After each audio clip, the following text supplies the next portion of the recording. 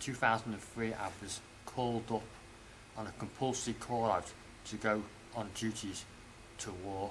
I was called up and I went on the second Gulf War. Loads of people in the regiment were called up to go. I went on the second batch. So I was called up to go to war. I informed my employer that I was going on some sort of tour or something. I wasn't quite sure where we were actually going, but we were told we were going somewhere. I went on a 6-month tour and I went to Iraq. But first we went to Chilwell for a day and we did a bit of paperwork, and then we did like a bit of a week's training at Grantham in Lincolnshire for a week. And then we went to Germany for a couple of days, stopped there off, sort out a bit more paperwork and a bit of this and a bit of that, and a bit of a day on the night out in the ale. And then we went to war. I got to Kuwait and I was there for a couple of days to acclimatise to the heat and that. In the port areas mainly was. I played badminton and just to get used, you got to get used to the heat. You can't do anything because it's so hot. And I was there for about 3 or 4 days, and then they said, we're going to send you over to Kuwait now. So I went over the border to Kuwait, which was there. And I was at Kuwait for like a week. I mean, had a little bit of an exercise there. And then the next thing we know is the war actually kicked off. It was the second Gulf War. When I went for my breakfast in the morning, I think I had one mouthful of food, and then all I heard was all the ringing noises on the border, and Scud missiles were coming in. I think I had one mouthful of my breakfast. The next thing was running down the road into trenches, and the rounds were coming. Not particularly very accurate, a Scud missile, but it's still coming in. You can see it coming in the distance. I was there, and that's how it was. So then we moved to somewhere else. We moved to Schreiber Airport. I was there, and the same thing happened again. There were a few Scud missile attacks, and there was a few artillery rounds coming in, and they were pretty close as well when I was there. We then moved to Basra City, just outside of the city, and I was there and you saw all the British guns there, just pounding the hell out of the city. I mean, it was just horrendous. AS-90s they were, and 105 light guns, and AS-90s is a big super towers as they go. And I've seen airplane dropping bombs on it and everything. And I was there for about a week. The city was just getting pounded and pounded. The sky was red over the city.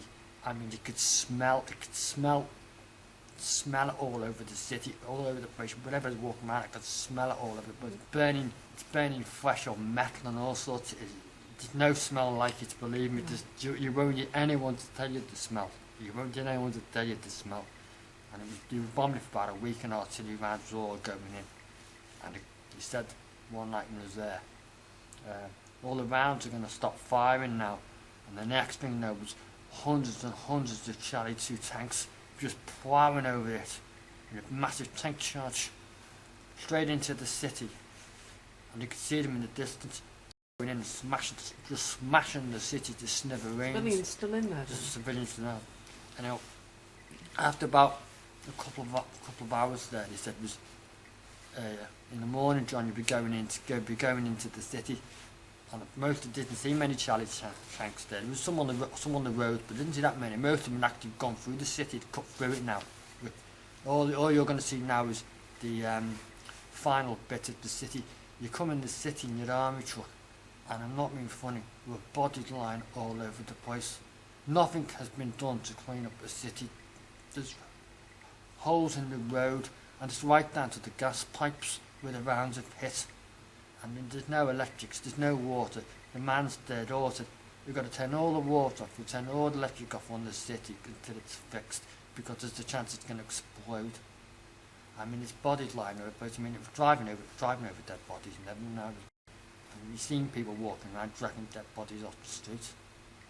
And what task had you been given to do when you went into the city? Sort of helping out with driving duties. It was combat support and to tidy up the city as well. We do what we can, which was like dragging bodies off the street and doing things like that. That's what I did. And it's so hot there as well, and it's so sticky. It's just horrendous. You've not seen it. You won't get anyone to tell you. It's it's just horrendous. And there's no way of being able to dig holes and put bodies, because they go off in the heat, so they've got to be burned quickly. When I was there, you used to see them on the army truck, they used to pile them up. And at the Q80s there, the people with red tops, and they're civilian people they are, and they wear like a red overall. So a lot of people from Kuwait came in and would help to load the trucks. They put the bodies on for you, and then somebody would take them out. You used to see the bodies piled up just like it was in Auschwitz. And nothing to do with me burning bodies. There was often time I used to go there and used to drop bodies off. You'd pile them up, and you used to see someone put petrol on them and put a match to them. How did that make you feel? Not too well. It's physically, when you go home, I'm physically with the heatiness, I'm physically distressed. I feel like I'm suicidal. It's very distressing to do this sort of job. And you know, you're there for like what? 6 weeks of this, doing all this, and running around doing all this sort of thing and helping out other people in a worse state than me. When I was there, you know, I mean, it's just horrendous. I've seen it when I was there, with some in the regular army sitting around and said he'd had enough, he couldn't act it, and he shot himself. You know, it's not until you go through it. I mean, I was on like the tank support as well. With any vehicles had broken down, like I used to run around and get tank spares. Used to go to the depot and drop them off. There's often a time when I was on the road in my truck, and I used to get to Schreiber. Used to go to that every day. People would come to the senior ranks and say, "Any chance can you drop a few men off at the hospital for us who are too badly injured? You shouldn't really put injured men in a 4-tonner when it's carrying tank spares, because it's not really a suitable vehicle. But someone's got a bust arm or something. You know, you can sit in the back of my truck. I'll get you there and I'll drop you off." I used to often do that. You can't put ones who are in a stretcher though. You know, but if it's anyone who's walkable injured, you'll put him in, so you're not running around. It's not until it happens. She said, "It's alright saying in a practical world it should all be this, but it's not a practical world." When I was there, being in the TA for a long time, so we'd always had discipline. So it wasn't really that much of a problem. But nothing can really experience of war. You know, playing a game of war and doing a war is not the same thing. It's totally different going to war. So you've described some like really quite traumatic and upsetting scenes that greeted you when you first went into Basra. You know, how did that sort of affect you? Well, I found when I was there, like I found I had when the rounds were going up in the City of Independence, just outside, I found I had trouble walking around because of the noise and the bombing. It's so noisy on your ears. Oh God, you know your ears. You know you find you can't get much sleep at night because the rounds have all gone off. And I also found it must be affecting my balance. I found it from time to time, like you used to get like dizzy spells and those. But also it is so hot there as well, and it's sticky. When I say hot, I mean when I lived at the palace there, they had all the windows closed to keep the cold in, not the opposite way around. It's because it's so damn hot there, just to try and keep it cool. But it's not until you go, you hear the rounds are all going off the air. It's nice, the big high performance guns. I'm saying that it shakes the buildings apart. I mean, a building like this just fall down. All the windows will just shatter with the sheer sound. Will shatter the window there for 6 months. I did this job for 6 weeks. Then we did other jobs like sorting out the gas pipes, electrics, bringing in pumps, equipment, trying to sort out all the queries and the problems. I've done all that for 6 months. That's what we did. And then I know I went home, and then the next load of people who come in, they were doing searching houses for illegal weapons and all sorts. But I had nothing to do with it. I didn't do much infantry work there. Well, I was there for 6 months. Then I had 5 weeks leave, and I came back to work. As soon as I went back to work, I was on the height of the free swims at Guinea Gap Baths. And I went back to work, and I said to the manager that I didn't feel well, or there was something the matter with me. And it was when I went on the noise of the free swims one day. It was a noisy day, and the free swims had all the kids in, and it was a noisy day on the swimming pool, and it was hot, and it was sticky, and it was in the summer. Can you imagine how it was on the pool, and the sweat was pouring off me. I was there, and I said to the manager, I said I didn't feel well, or something wasn't the matter with me. They sent me to the Ockley Health, and they asked, could they find some alternative duties for me to do, or could you have gone and worked in the sauna or not worked on the pool for a while to give me a break? Nobody did anything. I went to work one day next summer, and it was a really hot day. It was really sticky, and I'd been there all day. It was a hard day, and it was about 4 o'clock it was. And that was the day when they were all fighting on the pool, and everything. It was very hard for me to deal with this situation on the pool. I remember putting the situation down, and I remember getting the senior sports down on the pool. I wasn't happy with them. I moved them out of the pool. I don't want them in the pool. Then the senior sports went off the pool. Then they all kicked off again. They were all fighting again on the pool. And then I remember putting the shutter down on the pool. But when I was on the pool with this girl who used to work in the sauna, I was on the pool doing this job all on my own. I got no support up there. I got no help off there. I got no nothing.